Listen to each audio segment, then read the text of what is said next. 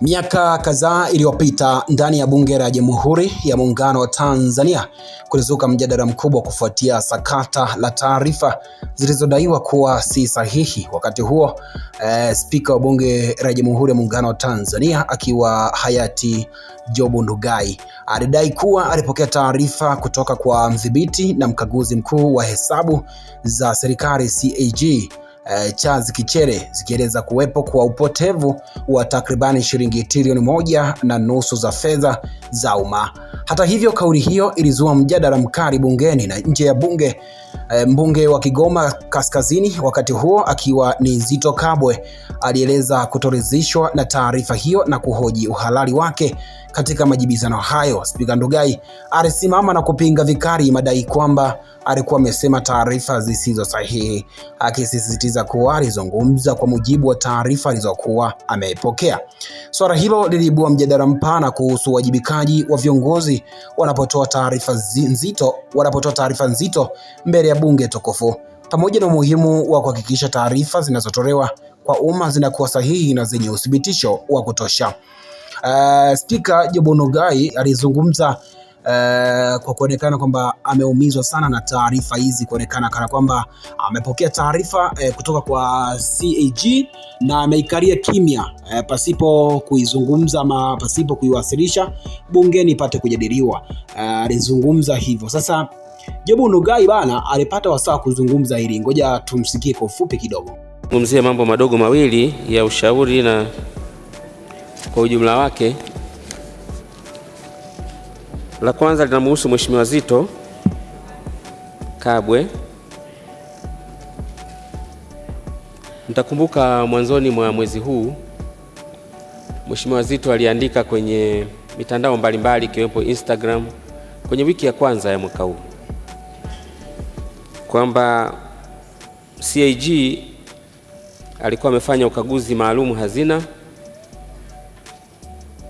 na katika ukaguzi huo aligundua wizi mkubwa, ubadhirifu wa trilioni 1.5, na ametoa ripoti maalum ya ukaguzi huo, na ripoti hiyo imefika ofisi ya Spika na Spika amekalia ripoti hiyo.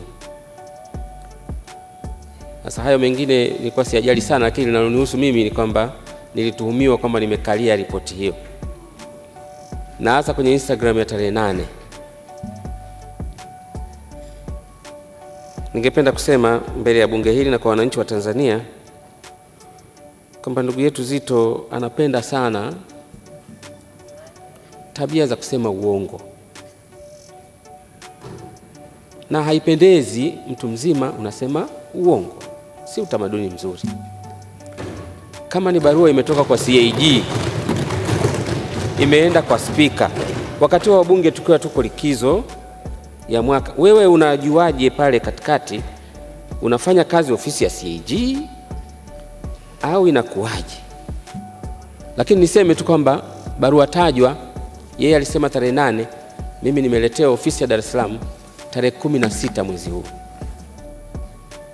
Kwa hiyo haikuwa kweli.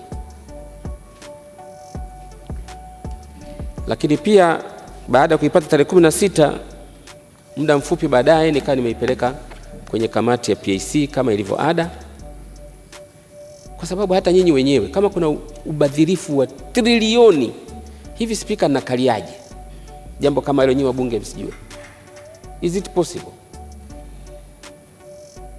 Kama tulihangaika naye kwa bilioni 300 za escrow bunge lililopita, leo trilioni 1.5 Spika amekalia. Sasa huku kupakana matope, taifa zima linamuona Spika kama ni mtu fulani wa ajabu ajabu hivi, na haya yanatokana na nyinyi wenyewe wabunge miongoni mwetu kuipaka ofisi ya Spika matope ya kila aina. Sasa sijui kwa madhumuni gani, sijui kama ni kuretire impressed au ni nini. Kwa hiyo niseme kwamba taarifa hiyo haikuwa ya kweli, ni taarifa ya uongo. Na kama mnavyojua tarehe 20 Aprili mwaka jana 2018 Mheshimiwa Rais alikuwa akiapisha majaji Ikulu Dar es Salaam. Alimuuliza CAG, uliponisomea taarifa zile kabla sijapeleka bungeni, hukuniambia habari ya wizi wa trilioni 1.5. Hizo hela zimeibiwa? Ninyi wote mliosikiliza CAG alijibuje pale? Anasema hakuna mambo kama hayo. mbele ya rais Ikulu.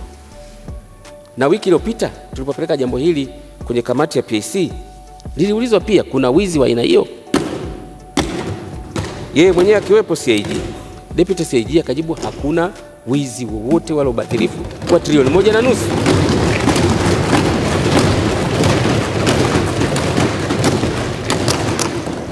Kwa ushauri wangu tu kwa waheshimiwa wabunge kwa ujumla wake ni kwamba hebu tujikite katika ushindani wenye tija, sio kuendesha siasa zisizokuwa na maana na kutoa mataarifa yanaenda dunia nzima kama vile kuna jambo fulani. Ni jambo ambalo halina tija. Bado hajatosha, bado namwekea habari ya kwenda maadili, sio sasa bado, lakini tutafika naye tu kwa siku moja. Leo natoa tu kwa Watanzania na watu wote wajue katika hili Zitto ni muongo.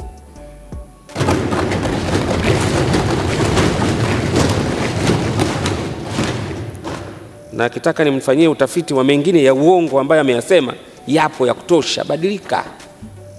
Badilika ndugu yangu. Mbona mimi sijawahi kukusingizia? Hujisikii vibaya yani kwenye moyo wako? Huna Mungu karibu? La pili ambayo ningependa kulisemea, na nilikuwa nikikataa kusema tangu mwanzo, linamhusu Mheshimiwa Tundu Antipas Lissu. Kwa sasa tumeamua katika ofisi yetu kuanza kujibu. Nilikuwa nikikataa sana kujibu tangu mwanzo kwa sababu tulikuwa tunaamini yupo kitandani na haipendezi watu wazima kubishana na mgonjwa. Lakini sasa dalili zote zinaonyesha kwamba sasa akiongea lazima tujibu. Kinapofika mtu anafanya na ziara duniani, manake ni kwamba sasa anachokiongea anakijua, anakielewa. Wakati ule wa mwanzo ungeweza kuhisi labda katika kuugua kunakuwa na baadhi ya mambo ambayo yanakuwa yamempita. Moja ya madai yake makubwa ni kwamba bunge hili halijawahi kumjali kifedha. Bunge hili halijawahi kumjali kifedha toka tarehe 7 Septemba alipopata matatizo yale makubwa ndugu yetu, ambayo tunaendelea kumpa pole. Jambo hili amelisemea na kulirudia sana mahali pengi, na anaendelea kulisemea.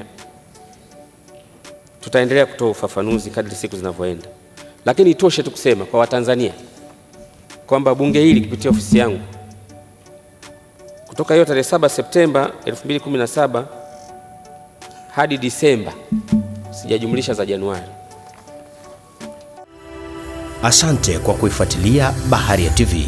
Usisahau kulike, kusubscribe, kucomment na kushare.